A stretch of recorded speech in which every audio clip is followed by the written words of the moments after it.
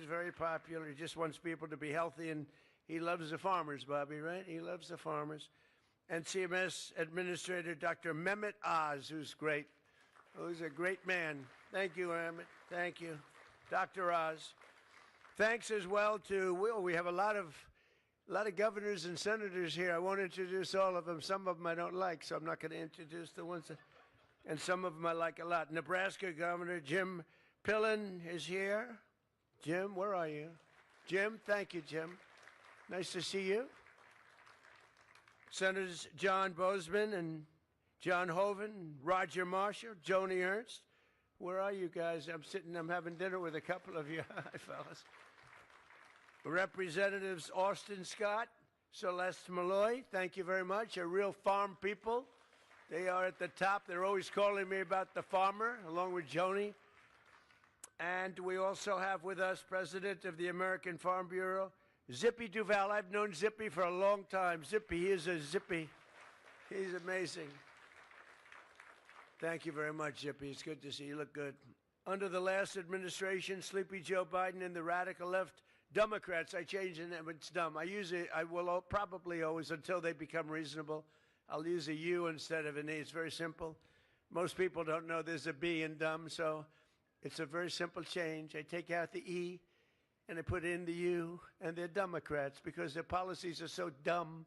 So that came out a little while ago, and they hate the farmer too. So do you know that they hate you? You know that, don't you? Anyway, the Democrats, they gave us the worst inflation in the history of our country, 48 years to be exact. And they crushed farmers with the burdensome restrictions. In my first term, we had an agricultural trade surplus. Biden took that surplus and turned it into a $50 billion agricultural trade deficit. We had a big surplus with the farmer, and he took it in. I couldn't believe it. I was watching it happen with a rigged election, and he turned it into a $50 billion trade deficit. We had a deficit in agriculture, the worst we've ever had under Biden. He failed to negotiate a single trade deal on your behalf during a 4-year period. That's because he had no idea where the hell he was. And in his last year, farm bankruptcy rose to the highest levels ever, more than 55% up. One of the things I did for the farmers, I don't know if we get to it, but in the great big beautiful bill, so many farmers, they love their children and they want to leave their farm to the children, and the children love the farm, and they don't want to move into the big city because they're very smart. They want to stay in the farm, but a lot of the farmers are cash rich, and in some cases, and others are really land rich.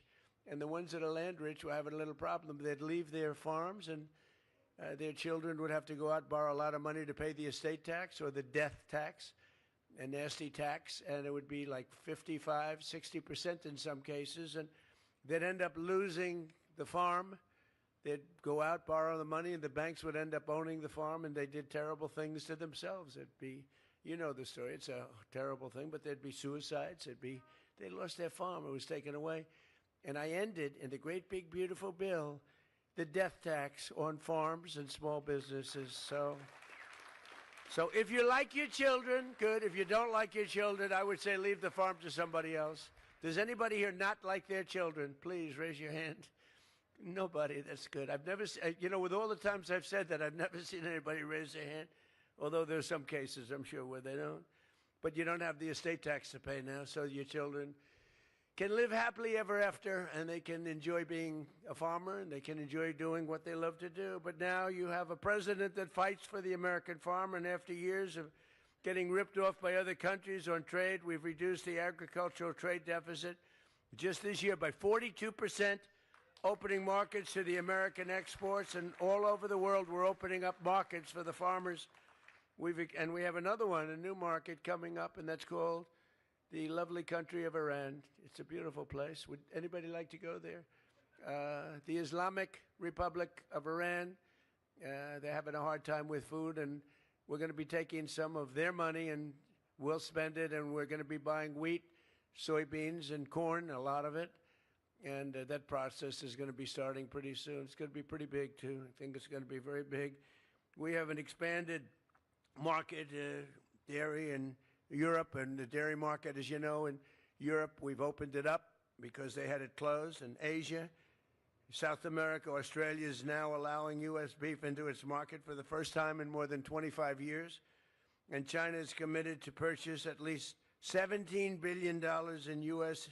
agricultural products, in particular soybeans. So I just left President Xi 3 or 4 weeks ago, and he's agreed to purchase $17 billion worth of mostly soybeans and different things, but mostly soybeans. I terminated the insane electric vehicle mandate where they wanted your tractors within 5 years to be all electric. That's just what you want, is an electric tractor. Would anybody like an electric tractor?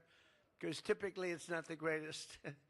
You run out of fuel. If you're out in the field someday and you're running a little low on juice, you'll never get it started. You might as well abandon it.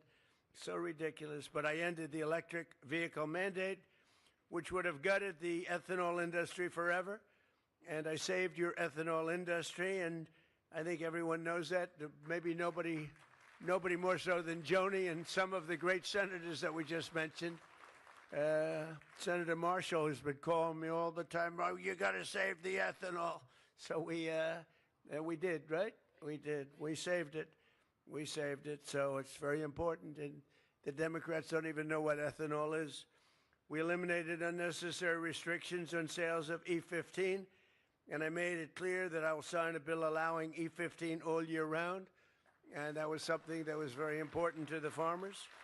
I also repealed the Biden administration's ridiculous Waters of the United States. So it sounds so beautiful, the waters of the United States. It sounds so beautiful, the waters of the United States. It's a killer. It absolutely destroyed you and your businesses. Had a good name, and everything else was bad.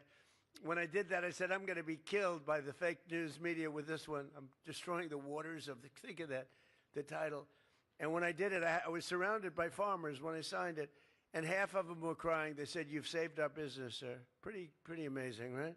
We passed the largest tax cuts in American history and made the small business tax deduction permanent, benefiting 98% of farmers and ranchers to help keep your family farms in good shape. But it was a fantastic thing that we did for the farmer. I took a lot of heat because sometimes there is a group of people that are the exact opposite of the farmers, and what's good for the farmers is not good for them. But I am pro-farmer. I will tell you right now, I am pro-farmer. And yesterday we also called on Congress to pass a supplemental funding bill that will provide $11 billion in relief towards specialty crops and helping our great agricultural producers rebound from the losses that they had due to the Biden administration's horrible, horrible rules and regulations. So we're going to be getting an $11 billion payment in relief to our farmers. And Brooke, you'll distribute that money, hopefully equitably. You'll do it equitably, and you'll do a great job with it. I just want to tell you, you're special people, and you have been right from the beginning. From the day I ran, for some reason you like me. I came from the city, a city slicker, and from the day I ran, you liked me, and from the day I ran, I liked you. And we won Iowa, and we won Nebraska. We won everything. We won everything there is to win having to do with the farms. And now I think we're more popular than ever before. And you have an interesting industry because you go up and down. It's, you know, like a little bit of a yo-yo.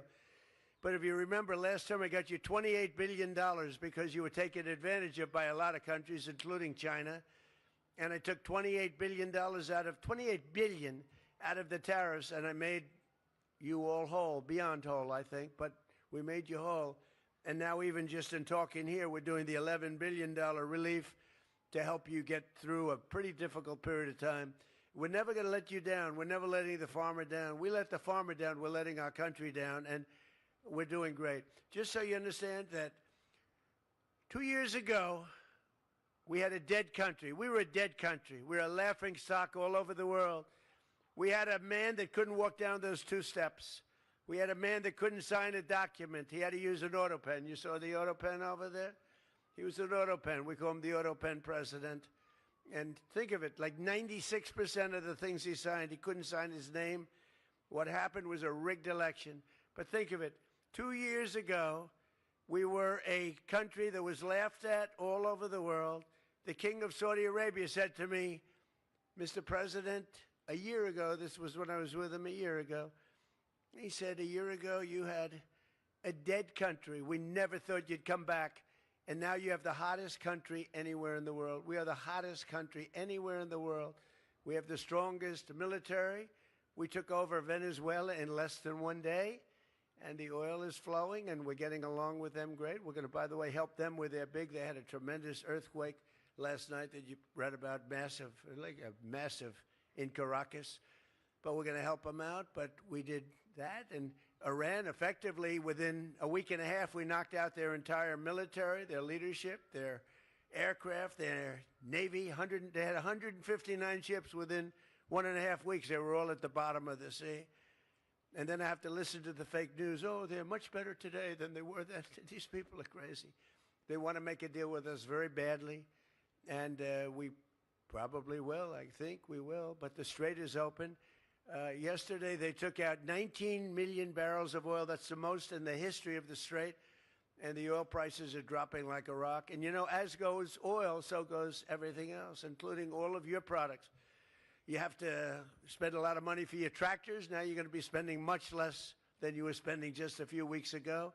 And, you know, with all of the, and Scott will tell you this, with all of the things you hear about, we had to go and make a U-turn. We had the best numbers we've ever had. And I called in Scott, I called in Howard, I called in a lot of the people standing right there. I called in our great Secretary of the Interior, Doug, and I said, here's the story. We just hit records. Our country is doing better than it's ever done. The stock market, we've had 73 all-time highs in less than a year and a half. Think of that, 73 days we hit highs. But we had just hit the highest we ever were. And that was 3 months ago, 3.5 months ago. And I said, well, here's the story. We're doing great, but now we're going to have to make a U-turn. We're going to have to journey down to the Islamic Republic of Iran. Because if we don't do it, they're going to have a nuclear weapon. And if they have a nuclear weapon, the world is in great danger. Israel is gone. The Middle East is gone. But the world is in great danger. And I said, we're going to journey down. We're going to do what we have to do. And we did. We knocked the hell out of them. And now we're negotiating from a position of pure strength. Pure strength. They know that. And the Strait's already open. And we're setting records in the Strait. But we had to do that. We cannot let Iran have a nuclear weapon. You want to see problems, right? You know that. You want to see problems? You give them a nuclear weapon. They'll use it within the first hour, and we're not going to let that happen. So we did that. They will not have a nuclear weapon, and they've agreed to that, 100% agreed to that. But very importantly, though, we have the hottest country right now anywhere in the world. We have the strongest military in the world. I rebuilt the military in my first term. We have the strongest military anywhere in the world. We have the hottest country anywhere in the world.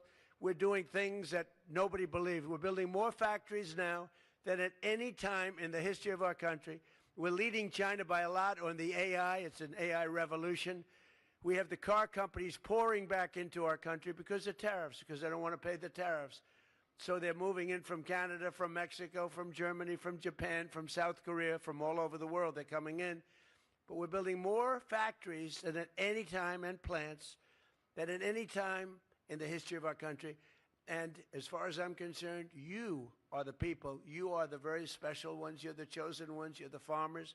And you're the ones that keep it all going. So I'm with you 1,000%. Brooke, great job you're doing. If she doesn't do a great job, let me know. I will fire her immediately.